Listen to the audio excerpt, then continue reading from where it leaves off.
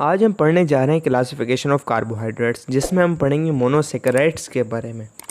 तो पिछले वाले वीडियो लेक्चर में हमने जाना था ब्रीफ इंट्रोडक्शन ऑफ कार्बोहाइड्रेट्स, के कार्बोहाइड्रेट्स होते क्या हैं, तो इनके बारे में जाना था। कुछ इंपॉर्टेंट टर्म्स के बारे में जाना था। For suppose there is a term that is called ketones और alcoholic hydroxyl groups and aldehyde group, ketone group क्या होते हैं। एंड इसके साथ ये हमने पोलराइज्ड लाइट के बारे में जाना था। डेट इज़ लीवो रोटरी एंड जो है डेक्स्ट्रो रोटरी होती क्या चीज़ है, क्लॉकवाइज कैसे होती है और एंटी क्लॉकवाइज कैसे होती है। तो ये बेसिक हमने चीज़ें जानी थी। तो अब इनका ही कुछ टर्मिनोलॉजी हमारे पास, ये जो टर्मिनोलॉजी यहाँ पर यूज़ हो रही है एज इट इज़ यहाँ पर टर्मिनोलॉजी यूज़ हो रही है। फॉर सपोज डेक्स्ट्रो रोटरी, ठीक है ना, और यहाँ पर अल्डोजेज और कीटोजेज लाइक दिस, यहाँ पर same to same terminology use हो रही है। तो अब सबसे पहले तो आप वो जाके लेक्चर देख लें जो मेरा पुराना लेक्चर था, ब्रीफ इंट्रोडक्शन था कार्बोहाइड्रेट का। जब तक आप वो नहीं देखेंगे तो ये आपको बिल्कुल भी समझ नहीं आएगा, मैं बता रहा हूँ आपको। पहले जाइए वो देख के आइए, नीचे डिस्क्रिप्शन में लिंक है और पिंड कमेंट में भी लिंक है, वहाँ से क्लिक करके आप जा सकते हैं। देन उसके बाद यहाँ पर आइए। जो ऑडियंस मेरी देख के आ चुकी है तो so that let's start the topic cover. तो बेसिकली क्लासिफिकेशन की जाती है यार, कार्बोहाइड्रेट कॉम्प्लेक्स मालिक्यूल है तो देयर इज़ अ क्लासिफिकेशन। तो हमने क्लासिफिकेशन किस बेस पर की है? हमने हाइड्रोलाइसिस के बेस पर की है क्लासिफिकेशन। फॉर सपोज कैसे हमने की है मैं आपको बताता हूँ। हाइड्रोलाइसिस एक वो प्रोसेस करता है जिसमें हम H2O के मालिक्यूल को ऐड करके, H2O के मालिक्यूल को जो ऐड करके हम किसी भी दो यानी एटम्स के दो मालिक्यूल्स के बीच का बॉन्ड लिंकेज तोड़ सकते हैं। ये ए और OA के बीच में जो है हमारे पास बॉन्ड बना हुआ है। जब हमने H2O को ऐड किया, ठीक है ना, H2O को जब हमने ऐड किया तो हमें क्या मिलेगा? ए जो है O के साथ, ए ने O के साथ बॉन्ड बना लिया और दूसरे ए ने OH के साथ बॉन्ड बना लिया, ठीक है ना। तो इन दोनों का लिंकेज टूट गया, बॉन्ड टूट गया। तो हम इस प्रोसेस को कहते हैं हाइड्रोलाइसिस का प्रोसेस। यहाँ पर डीप में नहीं है, डीप वीडियो का लिंक डिस्क्रिप्शन में होगा, जो कि फर्स्ट ईयर जो है बायोलॉजी में डीप वीडियो है। तो छोड़ दो उस बात को, ये H2O है, ठीक है ना। तो उसको कहते हैं हाइड्रोलाइसिस। हम वाटर के मालिक्यूल को ऐड करके किसी भी बॉन्ड को ब्रेक करें, ठीक है ना, किसी भी बॉन्ड को ब्रेक करें। इसको हम ऐसे डिफाइन कर सकते हैं by adding the adding of water molecule to break down any bond और any molecule, that is called hydrolysis. The breakdown of two molecules by the addition of water molecule, that is known as hydrolysis. We can create a definition like this, okay? तो आप अपनी बना सकते हैं। तो यहाँ पर हाइड्रोलाइसिस के बारे में ये जो है फर्स्ट ईयर जो है ना, फर्स्ट ईयर बायो में हाइड्रोलाइसिस के बारे में लिखा हुआ है। इसमें क्या लिखा हुआ है? Are broken process where macro molecule are broken into their sub units monomers by addition of H2 molecule. यानी बड़े मालिक्यूल का छोटे मालिक्यूल में टूट जाना, that is known as hydrolysis, okay. तो अब देखो यहाँ पर जो है हाइड्रोलाइसिस नहीं होती, मोनोसेकेराइड में हाइड्रोलाइसिस नहीं होती। मैं आपको समझाता हूँ कैसे नहीं होती। तो बेसिस क्या है हमारे पास, हाइड्रोलाइसिस के बेस में हमने इसको कैरेक्टराइज किया है। तो कितने टाइप के होते हैं कार्बोहाइड्रेट? 3 टाइप के होते हैं। आप कभी इंटरनेट पे छानेंगे तो आपको कभी कभी 4 भी मिलेंगे किसी वेबसाइट पर या किसी बुक में। फॉरेन ऑथर्स के बारे में आप देखेंगे, पाकिस्तान में मेरे ख्याल से सब बुक में 3 ऑथर है, 3 ही क्लासिफिकेशन है।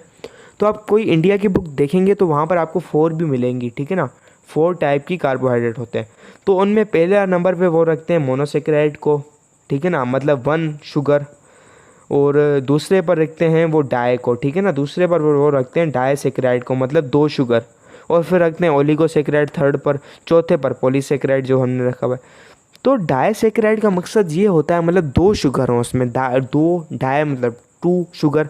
बट मेरे ख्याल से ओलिगोसेकेराइड यानी 3 क्लासिफिकेशन हो तो अच्छा ही है। अब देखो ओलिगोसेकेराइड में डाईसेकेराइड भी आ जाते हैं, मतलब ओलिगो मतलब 2 से लेकर 10 तक और डाई का मतलब 2 होता है। अब डाई भी तो ओलिगो में आ गया, तो डाई जब ओलिगो में आ गया तो इसकी 3 क्लासिफिकेशन करें तो बेटर है। तो मतलब ओलिगो में ही डाई आ गया। जहाँ पर अगर 4 लिखी हुई हैं तो 4 भी वो सही हैं, 3 लिखी हैं, अलग अलग ऑथर्स अपने अपने हिसाब से क्लासीफाई कर रहे हैं। ऐसी अलग अलग चीज़ें होती हैं। जैसे आपने पढ़ा होगा, शायद से, मुझे नहीं लगता आपने पढ़ा होगा, प्लास्टर्ड जो होते हैं ना, प्लास्टर्ड, तो उसके अंदर भी जो है हमारे पास जो होते हैं क्लोरोप्लास्ट वगैरह के कुछ होते हैं, तो उनमें भी अलग अलग जो है क्या क्लासिफिकेशन रखी गई है। वो कहते हैं ये उसके अंदर आता है, वो उसके अंदर आता है। तो अलग अलग टाइप की अलग अलग ऑथर ने अपने हिसाब से लिखा हुआ है। बट जनरली पाकिस्तान में अगर आप हैं तो 3 ही लीजिए।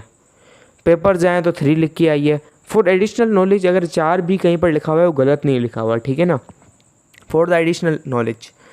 तो देखो अब हम समझते हैं 3 कैसे बेस किए गए, मतलब तीनों में क्या फ़र्क है, कैसे इंपॉर्टेंट है इनके और कैसे इसके बेसिक्स हैं, उसको जानते हैं।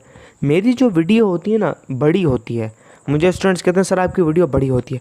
देखो मैं आपको एक एक टर्मिनोलॉजी क्लियर कर रहा होता हूँ, सब चीज़ आपको समझा रहा होता हूँ, तो उसकी वजह से वीडियो बड़ी हो जाती है। अब बीच में मैं आपको इंपॉर्टेंट टर्मिनोलॉजीज़ होती हैं, इंपॉर्टेंट टर्म्स होती हैं, उसको मैं आपको इग्नोर करवा दूँ तो आधी वीडियो समझ लो 20 मिनट की है तो वो 13 मिनट की जाके बनेगी। और ऐसा दूसरे क्रिएटर करते भी हैं, तो मैं वैसा नहीं बनना चाहता। एक एक चीज़ समझाऊंगा, भले 1.25x पर आप देख लें वीडियो को, बट मिस करोगे तो नुकसान आपका होगा, लिख के दे रहा हूँ मैं, तो लीव इट।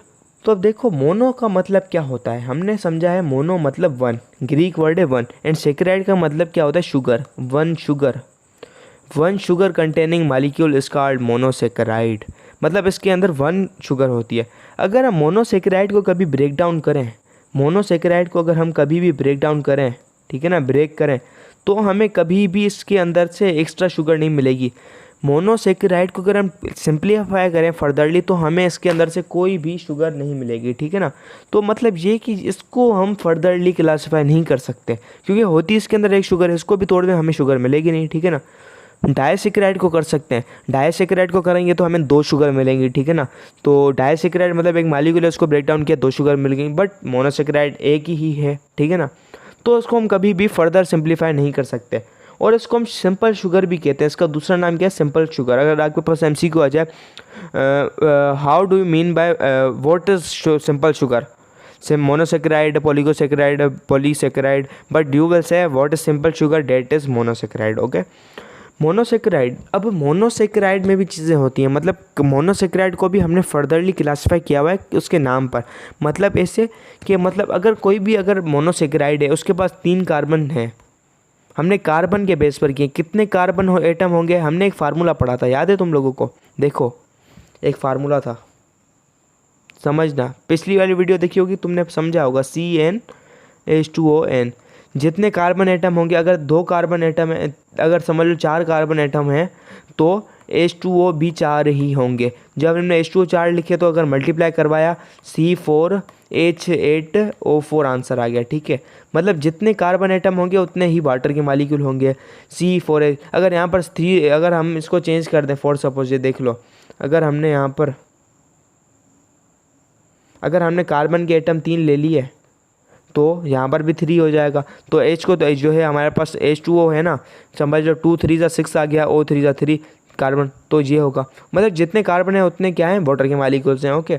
तो हमने इसको कार्बन के एटम पे यानी क्लासीफाई किया गया है, मतलब उसके नाम रखे गए। अगर कोई ऐसा मालिक्यूल है जिसके बाद 3 कार्बन है तो हमने इसको ट्राई यानी समझ लो ट्राईओज रख दिया है, ट्राई, ठीक है। अब आप कभी भी मोनोसेक्राइड को क्लासीफाई करोगे ना तो उसके एंड में ओज आएगा, ओज, ठीक है, ओज लाजमी आएगा। और उससे पहले क्या आएगा, एक टर्म आएगा, 3 कार्बन है तो ट्राई आएगा, फिर टेट्रा आएगा, हेप्टा आएगा, हेप्टा, और पेंट आएगा, पेंटा, लाइक दिस, ठीक है ना, हेक्सा, लाइक दिस। हमने ऐसे टर्मिनोलॉजीज यूज़ की। अगर कार्बन एटम के बेस पर 3 है तो हमने लिख दिया ट्रायोस, 4 है तो टेट्रोस, C5, C6, जितने कार्बन एटम है उसके हमने बेस पर इसको डिवाइड किया है, ओके। अब देखो जितने carbon, monosaccharide contain 3 to 10 carbon atoms, ठीक है ना, तो 3 से 10 लेते हैं तो आपको पता है जितने कार्बन एटम होंगे उतने H2O होंगे। तो अगर हम इसको जो है इसको सब डिवाइड करते हैं, मोनोसेक्राइड को फर्दरली क्लासीफाई करते हैं, ट्राइओसिस 3 कार्बन एटम, टेट्रोसिस 4, पेंटोसिस 5, हेक्सोसिस 6, ETC 4 और depending upon the number of carbon atoms they possess, जितने कार्बन एटम्स होंगे उसी हिसाब से उसको हम क्लासीफाई करेंगे, सब डिवाइड करेंगे, ठीक है। अब देख लो कुछ एग्जाम्पल दी हुई है हमारे पास। हमने 2 टर्म पढ़े थे, अल्डोसिस एंड कीटोसिस, ठीक है ना, अल्डोसिस एंड कीटोसिस, ठीक है ना, वो तुमने क्लियर कर लिए थे, मुझे पता है, मैंने कहा था वो लेक्चर देख के आ जाना, फिर तुम समझोगे। अगर वो लेक्चर नहीं देखा तो तुमको ये पॉइंट बिल्कुल समझ नहीं आएगा, बता रहा हूँ मैं, मेरा कसूर नहीं होगा। बोलोगे सर ने नहीं पढ़ाया, सर ने नहीं समझाया। पुरानी वाली वीडियो में मैंने 3 मिनट पूरे खर्च किए थे इसको समझाने के लिए, अगर इस वीडियो में और समझाऊँ 4 मिनट और बढ़ जाएंगे, मैं बता रहा हूँ। तो उस बेसिक कॉन्सेप्ट को समझ लो जाके, फिर आगे समझना, ओके। अब देखो कुछ एग्जाम्पल है, glucose are the example of glucose, ठीक है ना, सिंपल शुगर, ओके ठीक है, ग्लूकोज है। ग्लूकोज फ्रक्टोज को छोड़ दो, ग्रेप शुगर है एक एग्जाम्पल है, सोर्स है हमारे पास, और हनी भी है। तो ग्लूकोज, ग्रेप शुगर में क्या होता है, ग्रेप शुगर में क्या ग्लूकोज होता है, और हनी में आपको जनरली फ्रक्टोज पाया जाता है। अब ग्लूकोज जो होता है ना, तो ये एल्डोजेस में होता है, यानी ये इसका जो ग्रुप होता है वो फंक्शनल ग्रुप एल्डोज होता है। फ्रक्टोज का क्या होता है, कीटोज होता है, और ये एग्जाम्पल है मोनोसेक्राइड की। अब देखो फ्रक्टोज का कीटोज कैसे होता है और ग्लूकोज का एल्डोज कैसे होता है, वो नीचे एग्जाम्पल के साथ बताया हुआ है, ये रहा। अब देखो हमने पढ़ा था एक जनरली, देखो एक कोई भी चीज़ होती है, यहाँ पर इस चीज़ को समझो, यहाँ पर है, ठीक है ना, CH2OH, ये एक प्रॉपर है, इसको काट दो ऐसे, इसका बॉन्ड बना हुआ है ऐसे, इसकी जगह तुम लिख दो, सब्र करो। तो देखो जनरली ऐसे फार्मूला है, ठीक है ना, इसका जनरली नॉर्मली क्या है, ये कोई भी यानी ग्रेप शुगर अल्डोज वगैरह नहीं है, ठीक है ना, समझ लो। तो जब हमें इसको क्या करना है, हाइड्रोलाइज करना है, या इसमें से जो है इसको जो है रिमूव करना है H2O को, तो दो मेथड से H2 रिमूव होगा, ठीक है ना। डाई हाइड्रोजन कैसे रिमूव होगा, दो, या तो हम देख लो, रेड कलर चूज़ करूँ मैं, या तो तुम ये H2O निकाल दो, ये वाला जो H2O है इसको निकाल दो, या तो तुम, ठीक है ना, या तो तुम ये वाला H2O निकाल दो, ठीक है, या तुम क्या करो, दूसरा क्या मेथड है, एक H यहाँ से निकाल दिया, एक H यहाँ से निकाल दिया, ओके, ये मेथड है ना, ऐसे तुम निकाल सकते हो, ओके, इज इट ओके। अब अगर तुम यहाँ से ऊपर वाले से, यहाँ से अगर तुम निकाल देते हो H2, ठीक है ना, अगर यहाँ से तुम H2 निकाल देते हो तो तुम्हारे पास क्या मिल जाएगा, पहले ये था, ये लिखा हुआ था पहले CH2, H2 निकाल दिया, CHO बन गया, तो ये कौन सा ग्रुप हो गया, अल्डोज। इन्होंने प्रॉपर्ली इसको नहीं लिखा हुआ, ऐसे बना हुआ है अल्डोज, ये क्या ग्रुप हो गया, फंक्शनल ग्रुप कौन सा, अल्डिहाइड ग्रुप हो गया, और इसको कहते हैं अल्डोज शुगर। ग्रुप कौन सा, फंक्शनल ग्रुप कौन सा हो, अल्डिहाइड ग्रुप, और इसका नाम क्या हो गया, कौन सा, अल्डोज शुगर, ठीक है।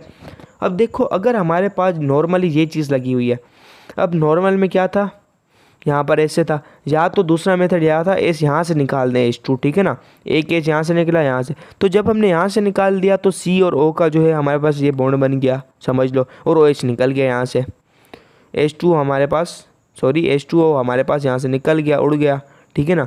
तो ये कौन सा हमारा फंक्शनल ग्रुप हुआ, कौन सा हुआ, ये हुआ कीटोनिक ग्रुप, तो इसलिए हमने नाम रख दिया कीटोज शुगर, और ये फ्रक्टोज में देखा जाता है, ठीक है ना, देख लो तुम यहाँ पर, ओके, समझ गया, ऐसे इन्होंने इसको डिवाइड किया है। अब आगे की तरफ समझते हैं हम, क्या आगे चीज़ है, क्या कथा लिखी हुई है आगे, लेट्स गेट। अब देखो ग्लूकोज जो होते हैं डेक्स्ट्रोरोटरी होते हैं, ग्लूकोज क्या होते हैं, डेक्स्ट्रोरोटरी। फॉर सपोज अगर आप यानी ग्लूकोज से लाइट को पास करवाओगे, एक पोलराइज लाइट को ग्लूकोज का, if you have solution of a glucose, this is a beaker, for suppose this is a beaker, you have a solution of glucose, okay, it is the solution of glucose, okay, it is the solution of glucose. If you pass a light through it, it will turn to clockwise, okay, if you pass a light ray they will turn to clockwise, so that it is called dextrorotary, and it is generally glucose, okay, it is generally glucose, okay। तो ये कहना चाहता है इस बात को, यहाँ पर लिखा हुआ है डेक्स्ट्रोरोटरी का कॉन्सेप्ट, ये लिखा हुआ है, ओके।